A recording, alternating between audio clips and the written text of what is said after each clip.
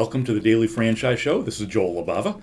Today, Monday, October 6th, 2008, if you go to cleveland.com in the small business area, I was asked to answer a question by COSI, the Council of Small Enterprises in our area.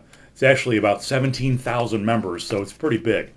The question was, what are the basic things to consider before investing in a franchise? I'll put the link to cleveland.com below this video so you can see the full text of the answer. And there's more than one answer, of course, but one of the things I discussed, and this is really important, a lot of people forget in their projections when they're about to start a franchise, they forget to put in living expenses.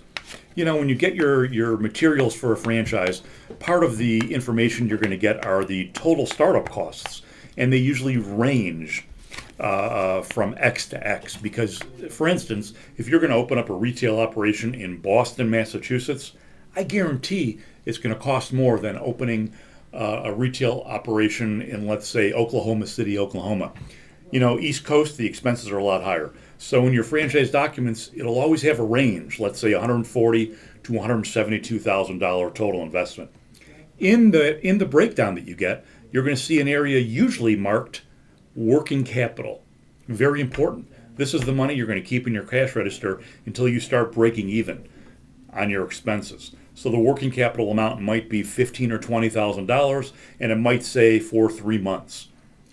Don't forget this very important thing, and I mentioned it on cleveland.com today. Don't forget living expenses. A lot of people, when they do all their calculations and their projections, forget to put in living expenses. If you're a recently downsized employee, you're used to getting a fairly steady paycheck, hopefully. You're not getting a paycheck right now.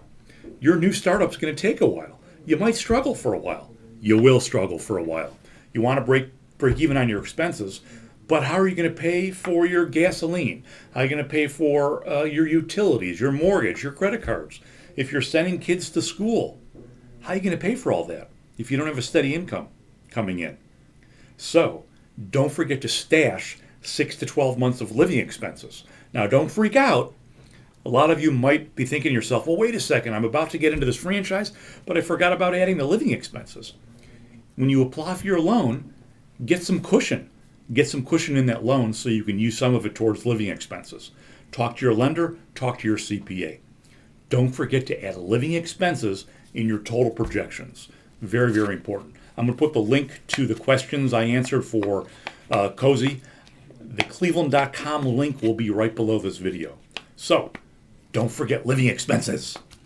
And enjoy the rest of your week. This has been the Daily Franchise Show with Joel Libava.